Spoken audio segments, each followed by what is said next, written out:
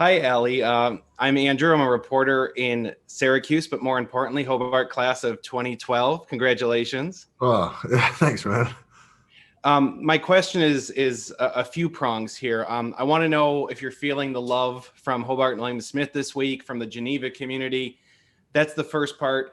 But I'm also wondering what it feels like to have that Division III experience under your belt, and now you're about to show off the world what Division III can do in the Super Bowl.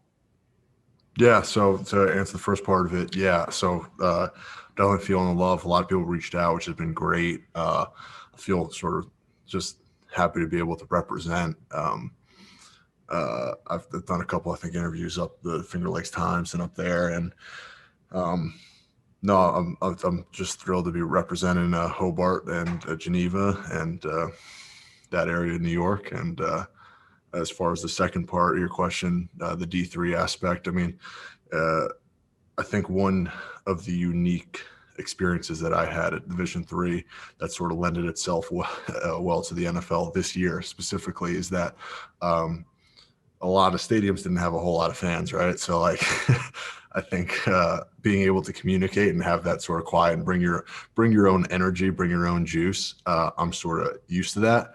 I kind of enjoy that. So I think that actually was an advantage for me this year. Well, best of luck from everyone in upstate New York. I know Geneva's rooting for you, and we're reliving the glory days with you on the Statesman's Field. So congrats and good luck this week. Oh, thank you very much. It means a lot. We're going to go over to Santiago Tomase from NFL Chile. Hi, Mr. Marpet. I would like to ask you, you were last year underrated team according to Pro Football Focus. You have worked your way since D3 to NFL. How do you feel that experience, that being the underdog, has made you the player that you are today? Yeah, I think for me, I've always been very focused on the process and how to get better. And I think that I don't really read too much into other people's sort of opinions or expectations. I have very high standards for myself. So I don't know if I've ever really seen myself as an underdog. Really, for me, it's always kind of just been about how well I can do and being the best player that I can be. All right, we'll go to Joey Knight from the Tampa Bay Times. Ali, to kind of piggyback off that a little bit, I mean, there's three of you guys, Kappa, Jensen, and yourself, that came from very small colleges. Now that you're in the Super Bowl, how validating or gratifying is that for the guys from the small schools? It feels really good. I mean, I feel like it proves that it doesn't really matter where you played college ball as long as you can get it done at the next level, right? And I think that's seems like it's kind of becoming the narrative now, right? I mean, you got, Quinn dominating at the Senior Bowl and a bunch of other small school guys that are, playing well at the next level. So I think that the narrative is hopefully shifting to the point where it doesn't matter as long as as football is important to you and get better and as long as you can get it done at the next level. All right, we're going to go over to Mike Catalano.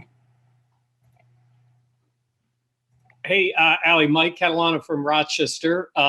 We talked to Mike Craig. He was talking about advice he gave you when Tom Brady came to the Bucs about your pass protection.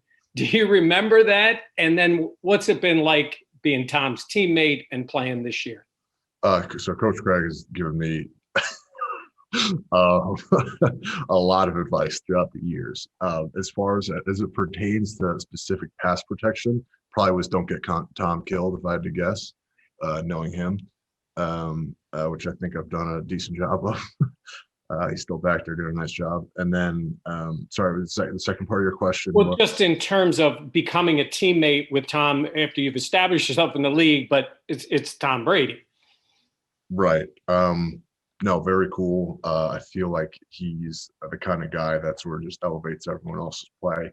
Everyone wants to play at a higher level, and obviously that happened this year. I feel like we've had some nice success and confidence, and I think that's something that he's brought to us. And just real quick, when we talked to you at the Combine, you were on an eating program to get your weight up. Has that gotten easier to maintain? And do you remember what that was like for you trying to make this transition to the NFL? I have nightmares about that.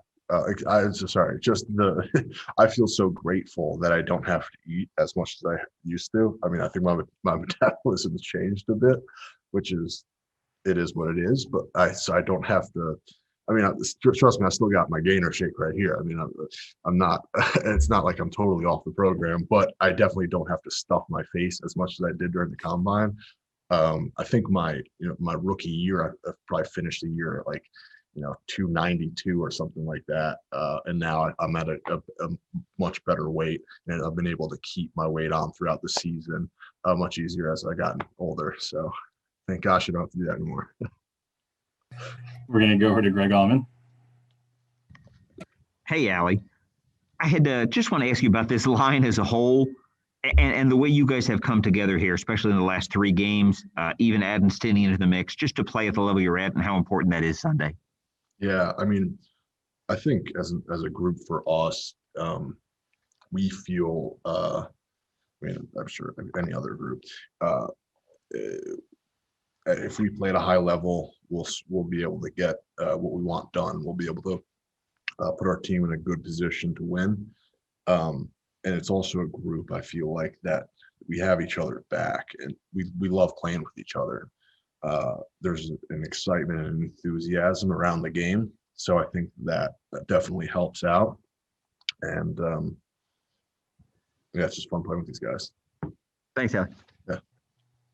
We'll go to Heather Lee from ABC Action News. Hi, Allie. Thank you so much for doing this. I appreciate it. This question isn't about the game, but it is equally important. You've been graciously working with a man named Robert Dubois. He was wrongfully convicted for murder and sat on death row for 37 years. And when he was finally released last summer, I quickly found out that he was not going to be receiving any compensation from the state because of a stipulation in the law. We're talking like nearly $2 million is what he would have received. I wrote an article about it. You came across it, and it sort of spawned this call for action to help him. So I'm just wondering, first off, how did you find the article? Did you and some of the other players do to help Robert out? And also, what are you hoping happens for Robert moving forward? Yeah. So as far as how I came across the article, I'm not 100% sure. I don't know if it's a notification or I was just kind of scrolling, but obviously the headline being very eye-popping and just you feel that, right? I think that the aspect that he is not entitled to compensation wasn't really talked about part of our story. So I think that for us, as you know, when we talk about it in here, I think the biggest thing is what's the quality of life? What can we look forward to, right? I mean, it's not, you can't get those years back. And as far as the Florida law, it's not going to change to where he can receive compensation. Now, hopefully in the future, we can, the law changes where, if you had an offense, you're still entitled to compensation. That just doesn't make sense to me, which I think you wrote about in the article. But again, for us as talking with my teammates, it's all about, how can we just make things positive and just keep looking forward and just have experiences to look forward to. And he'll be coming to the Super Bowl, which is really cool, really exciting. So we're fired up about that. It's about maintaining the relationship with him, and he's such a positive guy. I mean, for someone who's been through so much, to have that sort of disposition, it's unbelievable, and it gives us so much perspective, and so we're really grateful for that. Well, just to add, he does see you. We talked on Tuesday, and he does see you and other members of the Bucs team as extended family members. He told me to tell you that he really does feel that way. He's forever grateful, and he's also very thrilled about going to the Super Bowl. Yeah, I mean, every time we talk to him, it's just great, and hopefully we just keep building that relationship. It really does feel like he's family. So just the first time we spoke, it was really, really fun for us. Thank you, Allie. Best of luck on Sunday. Thank you very much. All right, we're going to go over to AJ Feldman. Hey, Allie, AJ Feldman up here in Rochester. when you got to Hobart, small Division III school, if somebody were to tell you that down the road you'd be starting in the Super Bowl, just what do you think you would believe them? What do you think you would say to that? Yeah, it probably depends on when you ask me, but no, if at Hobart you told me that, I would have called yes on that. I mean, it's just don't think I ever really saw that for myself. But again, I think that what's kind of cool about the process is I've always just, poured myself into it and just, tried to figure out how to become a better player. And it's worked out pretty nicely. And I feel very grateful that I'm here. And it's just kind of made the experience, better for me because it's never, something I expected for myself. And I'm sure there's some, milestones along the way, getting drafted, becoming a starter. This is obviously one of them. I know you want to focus on it as just another game, but have you given yourself the chance to kind of take a step back and kind of reflect on, what you've kind of accomplished and gotten to the Super Bowl here? Yeah, I mean, absolutely. There's been a lot of moments that I feel very grateful for that felt sort of precious, and this is one of them. This is definitely, you're right. It's a game where you don't. You're focused and you're intentional about how you're practicing, but you don't want to get to the point where you're swimming and get lost in how big the moment is. But I think for me, you can still pour yourself into the process, but still take a step back and appreciate it a little bit. And it definitely feels good, and I think that appreciation and gratitude brings a little bit of excitement to practice. And this late in the year, your body's a little banged up, but you definitely have that excitement and enthusiasm. So that's pretty cool. We'll go to Jory with USA Today. Hi, Allie. How are you doing today? Hello. Thanks so much for your time. We spoke last week about why the youth mentorship program is so important to you, and I want to circle back to 2 points. The first being what it means to team up with Donovan specifically in breakout rooms and on the field. And second, were you part of the MLK Day program when I believe y'all addressed an MLK quote relating to a staircase?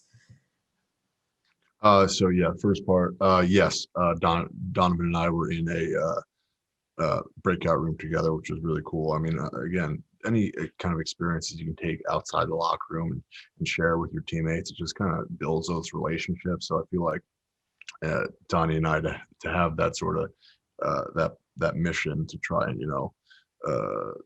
lift people up and just kind of spread a positive message is really cool. It's cool to do that kind of stuff outside the building together, especially when it's really hard, with COVID. And then the second part of the question was the MLK Day. Yeah, so I was a part of that, and we sort of discussed in our breakouts, specific quotes that Martin Luther King Jr. had said, and what we felt had the biggest impact to us and sort of what it meant to us. I don't remember the staircase quote specifically because there were several. So you might have to remind me of that one. Yeah, I think the mentees I spoke to said it was faith is taking the first step, even when you don't see the whole staircase. Yep. And they mentioned how much that resonated with them. So I wanted to know in what way it resonated with you and your teammates. Yeah, I mean, I can't necessarily speak to my teammates, but I could say for me, I think, for something I've talked about even with football, right? But pouring yourself into a mission, right? So pouring yourself into something that's positive and just, having the belief, that faith that things will work out in a positive way, I think is something we can all take away. And I think it's a huge lesson for everyone, not just 6th and 7th graders, but for, the mentors on the call and everybody on the call. Thanks so much. Thank you. We're going to go over to Kevin O'Donnell. Hey, Allie, I was talking to Leonard Fournette last week, and I asked him when it kind of creeped into his head that, hey, we have a team that can then go to the Super Bowl. And he said not until after the Saints game. When did it kind of creep into your head, or a feeling that you got that you knew this team was good enough to get to this point? Gosh, so as soon as you're in the playoff race, right? So as soon as you're in the hunt, and this is my first time in the playoffs, and then obviously the first time in the Super Bowl. I feel like as long as you're in the playoff contention, you can, as soon as you have an opportunity to make the playoffs, as soon as you have your,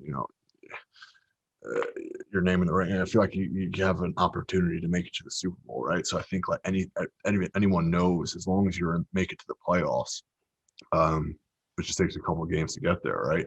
And I think that we've, done some good things and towards the tail end of our season to put us in a position to get here. But yeah, I'd say it was right around the moment where we were like really in playoff contention, and it looked like, we sort of had that locked up. We're going to go over to Dave Campbell with the Associated Press.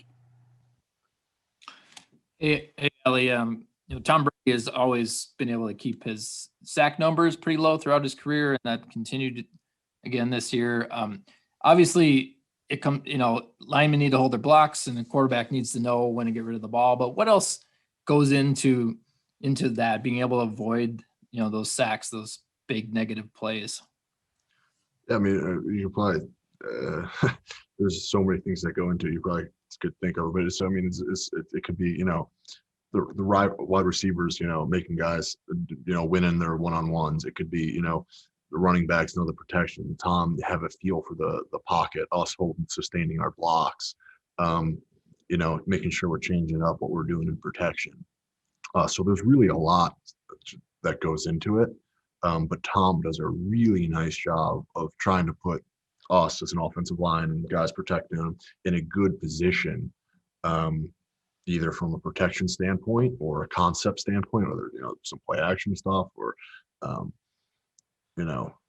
just, and from a communication standpoint, right? So that you have everybody on the same page. He does a nice job of a lot of things that all have a small role in him not getting hit. All right, we're going to go to Pete Ruff. Hey, Ali, Pete Ruff with News 12 Westchester, back at home. I spoke with your dad this week, and I spoke with your Steve Urich from the Yellow Jackets there, and both were telling me how you're really low key off the field. You don't do a lot. You don't go out. Actually, Coach Urich had fun where you got your first contract and you kept your Honda like that.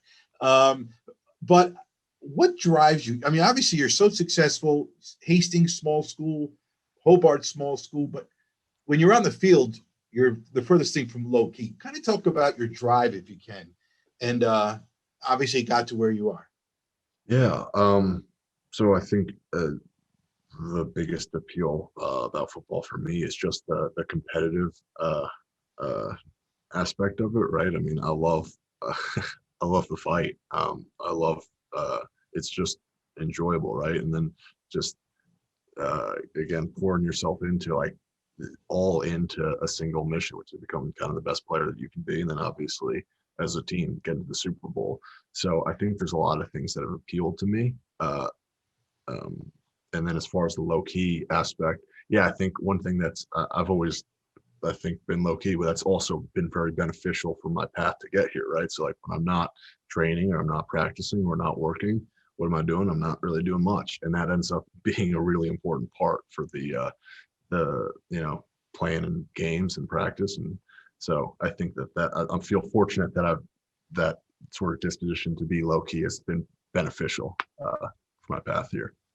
Well, the Hastings community is really behind you, and I know they all wish you the best Sunday. Well, thank you very much. Yeah, no, it feels good to represent. All right, we're going to go over to Adam Barton, 99 yards. You were drafted in the same year and the same round as Donovan Smith. I just wanted to know about your relationship with him and the importance of chemistry for an effective offensive line.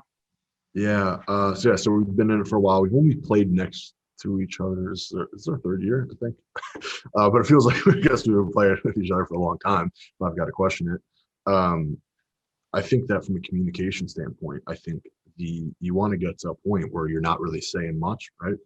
You kind of can almost like telepathically feel what the other one's thinking, and I think that we've gotten to a point where not much needs to be said. We both have a pretty good feel of how we play, and that's huge. It makes you can play faster because of it. You can play more confident because of it. And just and then from a personal standpoint, it's great because I know the kind of guy that he is off the field, you know, and we've kind of been through a lot, and it's so much fun playing with him. We're going to go over to James Palmer from the NFL Network. I'm curious. I was told by some of your defensive backs during training camp that Tom had picked off some of their tells during blitzes and would go up and tell them. Does he help you guys out as well with what he sees in these 2 weeks about a team that blitzes as much like Kansas City with different things he sees up front? Is that like from him or from everybody or with all that?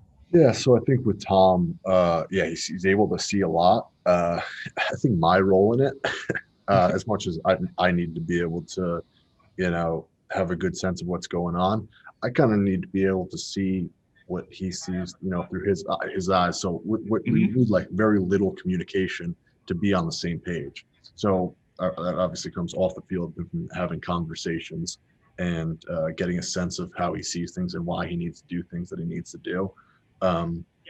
But ultimately, I think we've gotten to a point where, you know, he just needs to say a few things and all 5 guys, 6 guys, 7 guys running our blocking are kind of on the same page. And that's huge. I mean, it's great. All right, we're going to go over to Josh Allen from the Bucs Report. Hey, Allie, how we doing? Doing well, how you doing? You had an amazing season this year. Obviously, you know, hindered by the concussion. Was really on that all-pro trajectory, ended up getting the second team.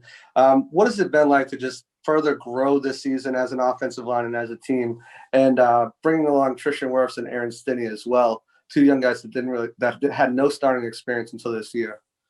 Yeah, both those guys have just done a tremendous job. Obviously, Tristan had his, you know, fair share of an uphill battle because, you know, no real off season and no real preseason game, shortened training camp, and he came in, you know, playing at such a high level. So that's makes it even more impressive for anyone that's, you know, been in it. And then Stinney has done a really nice job, right? I mean, talk about, you know, for both those guys, it's like trial by fire, right? I mean, Stinney's getting his first couple starts in, you know, really important big time games and playing at a high level. So both those guys have really done nice with, you know, really done a nice job. And then as far as an offensive line, yeah, I feel like we're, you know, we're playing good ball right now, and hopefully we can keep doing that. All right, that's all we have time for today. Thanks, Allie. Thank you.